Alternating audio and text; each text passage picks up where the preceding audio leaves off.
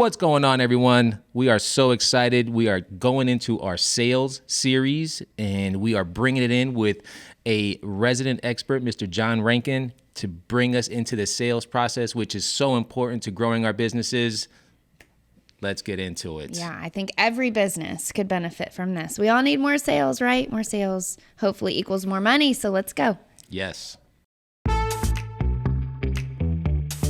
The Business Project Podcast. Business can be complicated. We break it down so regular people like us Can understand and find success. I'm John Crespo, accountant and consultant. I'm Casey Bryant, marketer and event planner, If you run a business, or want to run a business. welcome to the show.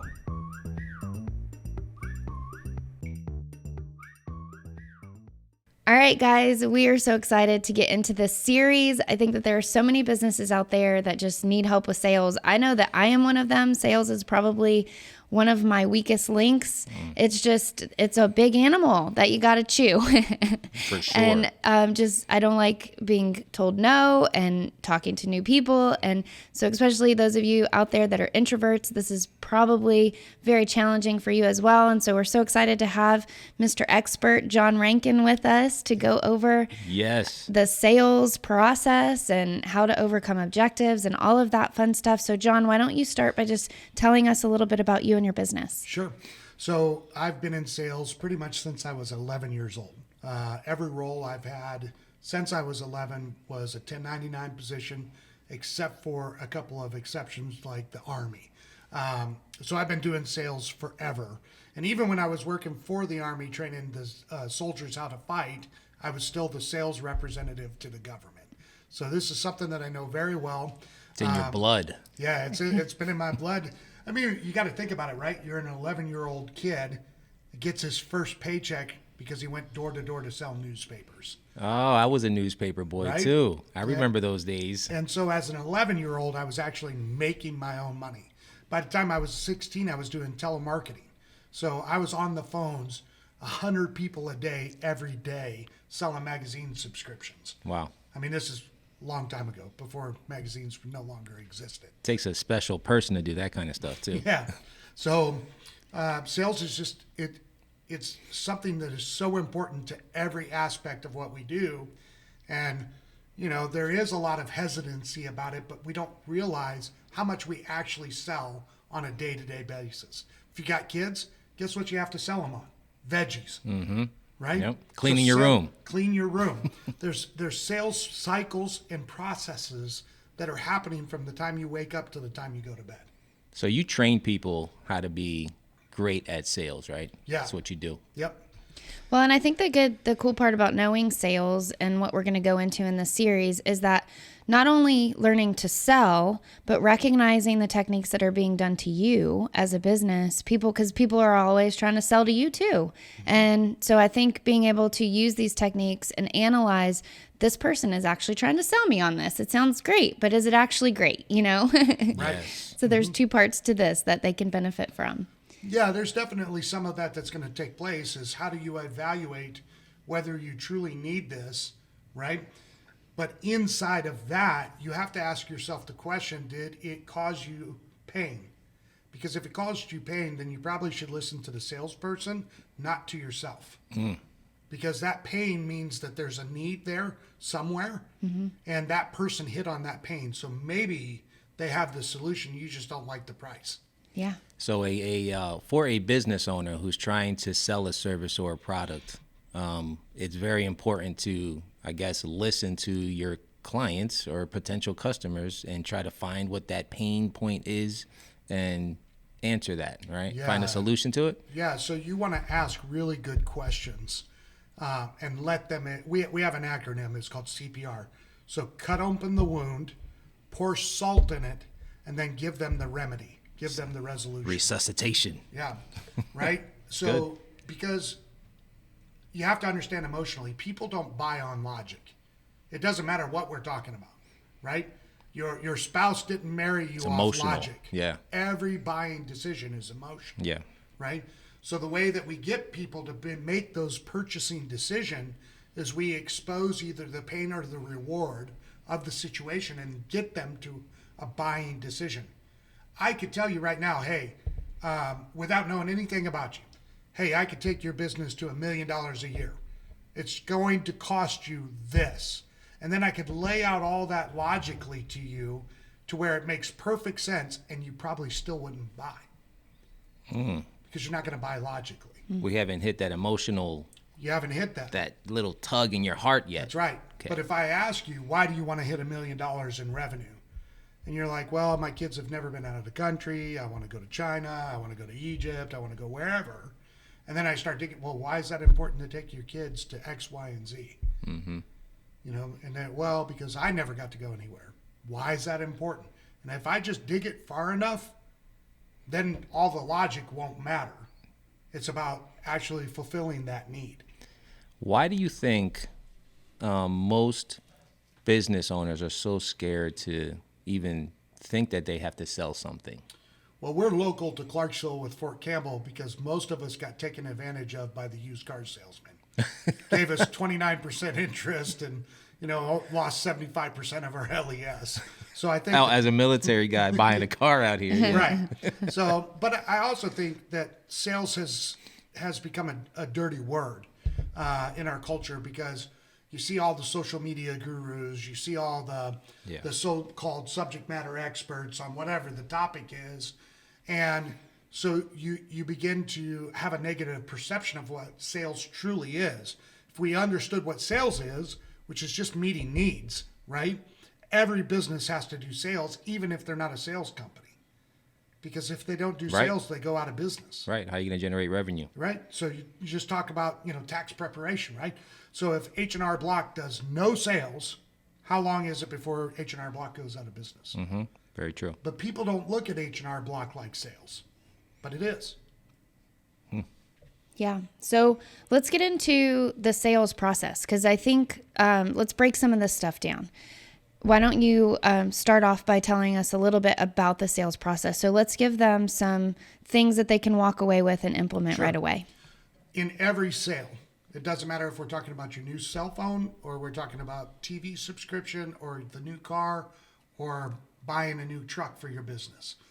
Every sale has really two problems: generating leads and then closing those leads. So whatever it is that we're doing, it all falls in those kind of two lanes. So when you look at the process of generating leads and getting people to the table in order to actually sell them whatever your product is, that's 50% of the battle. And when I talk to businesses, when I talk to sales reps, when I talk to companies, I hear this over and over and over. Well, there's not enough leads or not enough quality leads. But if you really know your market, there should be unlimited leads. So for example, if we take you as an example, how many people have to have an accountant? Every business owner. Every business owner. Yeah. Or they're doing it, which is taking time away from sales and taking money, right? Look at taxes. How many individual has to do taxes? Everybody. Everybody, unless you're under 16, right? So when you look at that, it's not really an answer to say, well, I don't have enough leads. The problem is you don't understand your market or your niche, and you haven't dove into that market to understand their pain points, their problems, because if you did, you would have unlimited leads. How many people in America have to have a car? Everybody. Yeah. Virtually. How many people have to have a cell phone? Mm-hmm. Nowadays. Everybody. Right?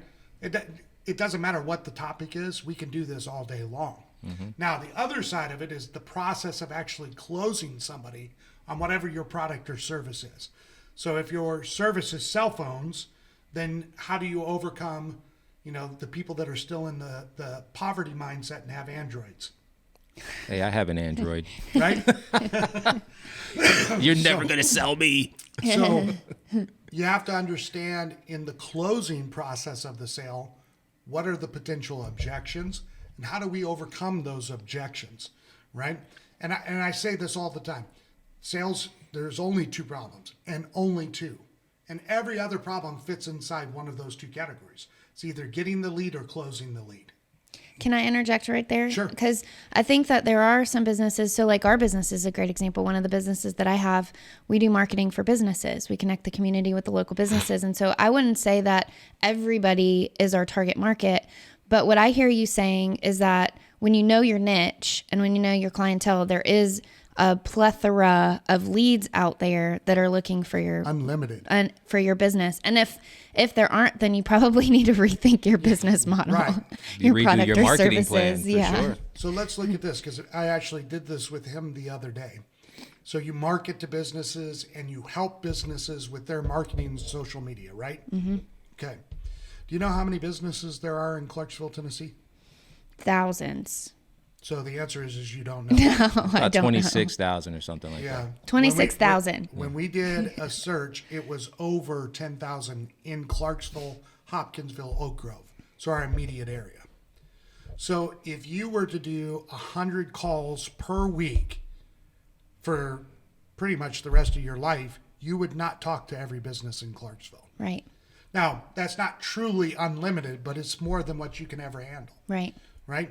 So for sales coaching, there are over 400,000 veterans on LinkedIn in sales.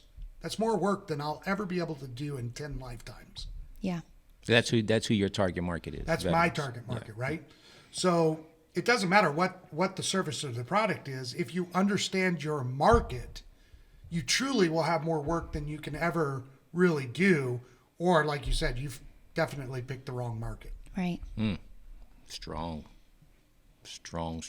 That is so. Argate, what I'm getting from this, what both you and Casey are saying, is as a business owner, if we don't understand our market, if we don't go back and listen to the previous podcast from the Business Project and get the marketing analysis done and get our marketing plan done and truly understand who we're going after, then yeah, we're going to struggle in sales. Yeah. Because the first step is understanding that. Yeah. You got to build on that. So Warren Buffett, arguably the most successful investor that's ever lived, right? I mean, there's guys that are better than him now, but they all came from kind of his pedigree. Warren Buffett will not invest in a stock that he is not familiar with the product. So he is a heavy investor in Coca-Cola. When you ask him why, he says, how could you not invest in something that makes you smile? That's his answer. But each of the stocks that he invests in, he actually does market research on, becomes familiar, and if the product's too far outside his knowledge base, he will not invest. It's the same with a business. Yeah, for sure. Interesting. So the first step that you said basically is knowing your target market, right? And knowing. So you want to do your research or your pre-approach, right? So that phase of a sales cycle is all about learning who your target market is and how to approach them, right? So I wouldn't come to you with like beard oil, right? I have Hopefully not. I have to do some, I don't some know, market sometimes. analysis and pre-approach. I have to know Right. that you actually would potentially have a need for that product or that service. Right. Okay. So then, Same as you wouldn't come to me with like, Conditioner. conditioner, right?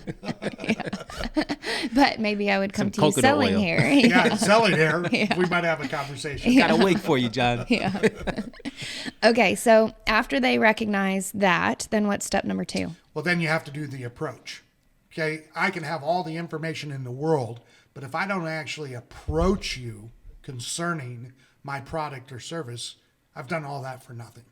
And inside that approach, we want to tie into something about them that we know. Okay. So one of the things that we teach is that if I'm going to come in and I'm going to talk to John, one of the first things I want to do is I want to say, hey, Casey told me that you're the best accountant in town. Thank you, Casey. Immediately he goes, oh, because somebody was talking well of him. Right. Or I could say, hey, Casey referred me to you. Hopefully that helps me instead of hurts me. Right? Right. And then they laugh. Right? So we have to do that approach. And an approach is far easier if we've been given their name or they responded to an email or a social media post. We have some sort of in to do that approach. Okay. So the approaching it approach. kind of like warming it up. There is no such thing as cold. Right. So there's this delineation, right? Cold marketing, warm marketing. But if I approach you cold, what happens? I'm like, who are you? Who are you? Yeah. You can tell it's a cold approach. So that old saying, I've never met anybody I didn't know and like, that's how I approach every sales call. I love it. Because there is no such thing as a cold call if I've done my market research. Mm-hmm. So you got your market research, you define who your market is, then the approach. So what would be step number 3? Then you have to tell them a compelling story about your product or service that gets their buy-in. And if A story. I've been reading a lot about story and practicing or just listening to people, and from pastors to, these influencers to pretty much anybody that's successful, that's the main key component is telling a story. Yep. They catch you by telling a story. That's actually the way you overcome objections too, is by telling good stories. Because regardless of what the product or the service is, if you had a miracle drug that made my hair grow back, all you would have to do is show me a picture of another bald guy, pre and post, and then go, wouldn't you like to have a full head of hair like him? Oh, wow, those are really good results, right? But everything really becomes a story. So in our introduction, if we're really good at our storytelling, we're actually weaving into that story objections to our product or service. Okay. So that because he who objects first wins. So if you tell me an objection, now I can still overcome that, but the ratio of overcoming starts to really slide downhill. So what I want to do is in my story and in my introduction, I want to weave in a couple of the common objections I've seen.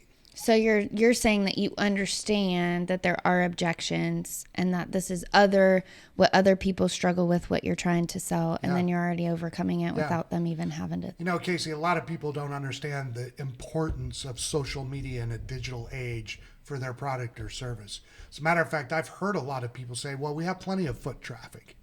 But here's what John found. Through using social media, he increased his sales by 10%.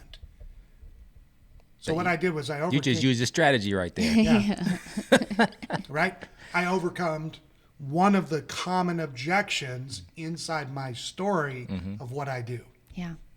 That sounds like the strategy, and we've spoken about that strategy previously a couple of times. If you guys don't know, John and I, we bounce off each other all the time. We're in the same office, and I get the pleasure of hearing him in his rattle on. Yes, doing his thing. And one strategy is the feel, felt, sound, and that's probably step 4 in the overcoming objections. Yep. Feel, felt, found. Yep. Is it? That's you went into that with your thing right there that you just did to Casey. Yep.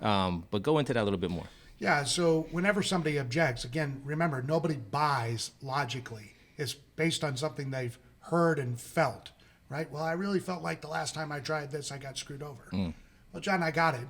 But what we found is the people that use our social media agency are seeing anywhere from a 10 to a 20% increase in their revenue.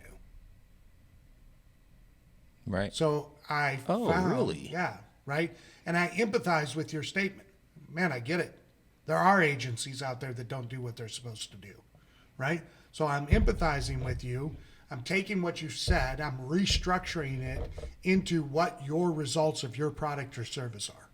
One thing I heard you say too is like the keeping up with the Joneses strategy. You're naming somebody else that was successful, and then it automatically makes them think, oh, I want to be as successful as that person. Yeah.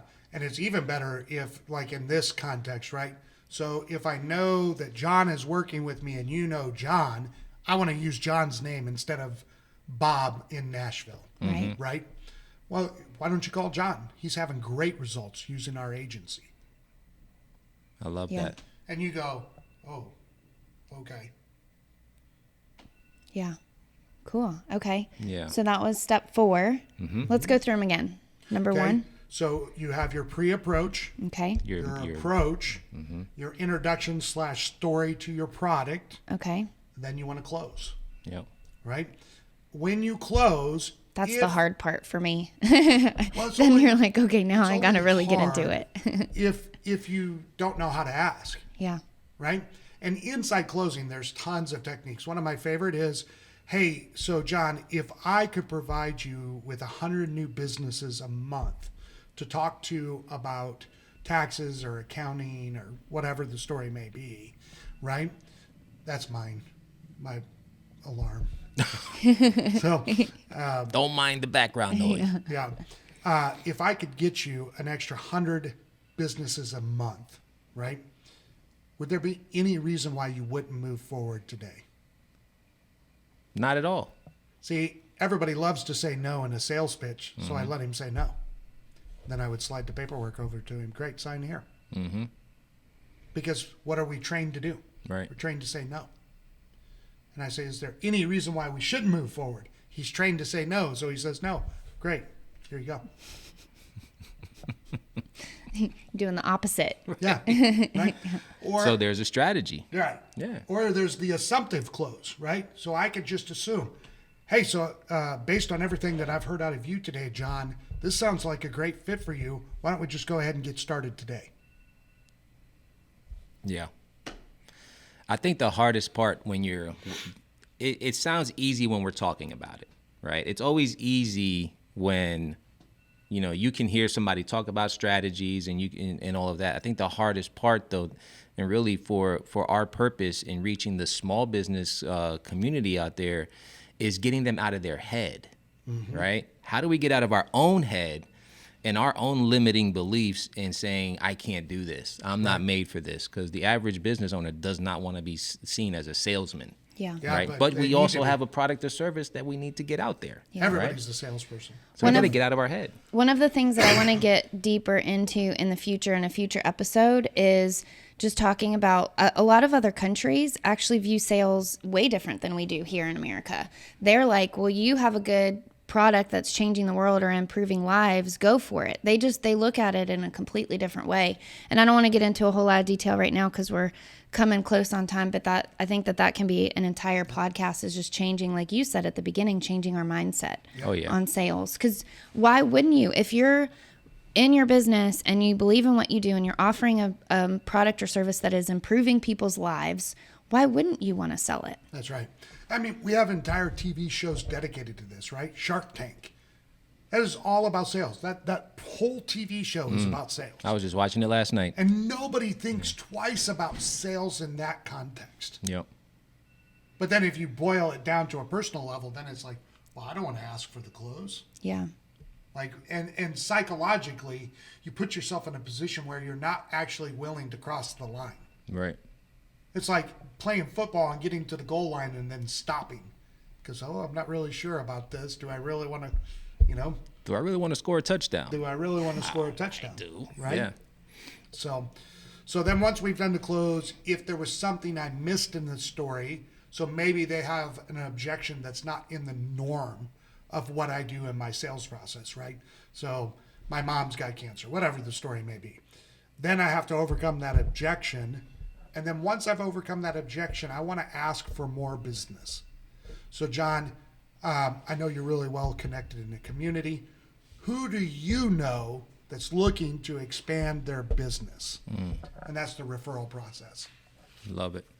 You guys. All right. So let's do this. What can you leave a great takeaway real quick, like something that you can leave as a nugget to the people listening to this podcast right now, as far as something that they can implement right now to help them just get out of their head and start creating a sales process? If you don't close business, you go out of business. Period. Yeah. If you don't close, then you go out of business. That's number one. Number two, stop being shy about asking people to support your business by giving you leads. Because the statistics are across the nation, if you do a good job on my taxes, I will refer you on average to 3 to 5 new people to do business with. Yeah. So you think about your current roster. If let's say it's 25 people, and each of those 25 people give you 3 to 5 people, you're now at over 125 new people to talk to. and we close referral business at around this 80 percentile mark. Okay. So out of 125 new people, you're going to close 80% of that. So you're looking at 80 new accounts, 90 new accounts, something like that. Right. What would that do for your business? It'd be night and day. Night and day. Yeah. But we don't ask people for their business and their friends' business because we get weird about it. We say, oh, well, Casey might not like him. Right. So I don't know if I want to give him her name. Right? And you'll have to overcome that in the referral process. Hey, did you like doing business with me? Did I pressure you? Did I make you feel uncomfortable? And they'll go, no. They're like, you did great. What makes you think I would treat Casey any different? I think it's the same way as like asking for a review. Like, so, reviews are so important today as far as like Google reviews or just a review on social media or LinkedIn, whatever it may be. If you provide a service and you provide it well, like if you are truly sure that you're providing a great service or a great product, then why not ask for a review or a referral? Yeah. That same exact thing was going through my head because for my business, we've been working on getting Google reviews and I'm bad at it because again, I don't like asking, but now that we have been asking, people are so happy to give it to us. Like, oh, I'm so glad that you asked. Why don't you like asking? I don't know. I just am not, I don't know. Because we're in our own head. I do. Yes. Okay? 100%. Do you believe you're truly helping people? Yes. Okay. So let me take that out of the context of business, put it into the context of something deeply emotional. If you had the cure to cancer, you knew for 100% that it would cure cancer, would you share it? Yes. Would you ask people to share it? Yes. Would you ask people to tell you people who have cancer so that you could give them the cure for cancer? Yes. Even if it was a $100,000 cure, would you ask? Yes. So why aren't you asking for your own business? I don't know.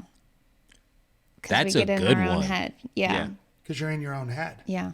Well, what if they don't like me? What if they didn't like what I did? Yeah.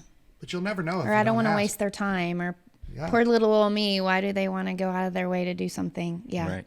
I think women especially struggle with this big time. Probably, and you work with people all the time. I'm sure men struggle with it, but I think women specifically, we're servers. We like to serve people. We like to take care of our family and so I think we think the opposite, right? Like we want to give, but it's hard for us to ask in return. We have all the kids that we're taking care of. We're the last ones to take a bath or to, do our nails or our hair or whatever, because we're taking care of everybody else. So, yeah.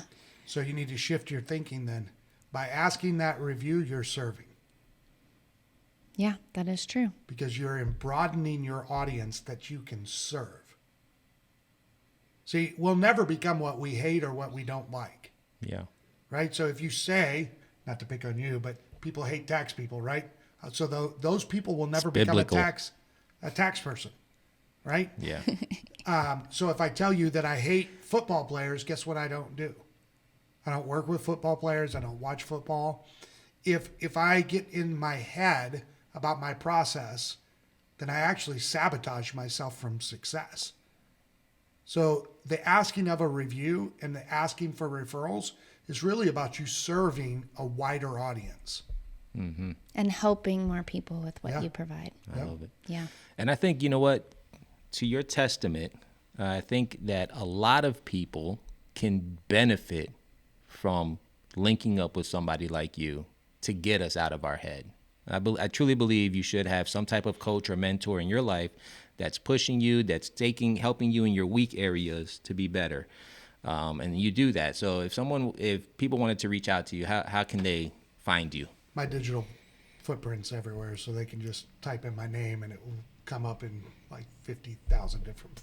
So you're on all platforms. On all platforms. LinkedIn, Facebook, all that. They can find my cell phone on LinkedIn. Like I have my stuff everywhere. Yeah. So. And we'll make sure that it's in the show note, the descriptions of this podcast too. So people can just click and find you. And I'll just tag off that as we conclude. There's a reason why professional athletes get paid so much. And they all have one thing in common. Even the worst player in soccer or football or wrestling or whatever the sport is, the one thing that every athlete has in common is they have a coach. That's Every right. single one of them, right? As a Multiple. matter of fact, if you go to anybody who's been successful, even Warren Buffett, even a Barack Obama or a Donald Trump or anybody that you've ever seen in your life that's hyper successful had a coach. Successful marriages have a coach. Everybody. Yeah. I love that's it. good. Yep. Y'all hearing us? Listen, this was great. And great way to bring in this series too, because we can definitely build off this on our next coming episodes. If you learned something, share it. This is information that needs to get out there. We're asking you to share, right?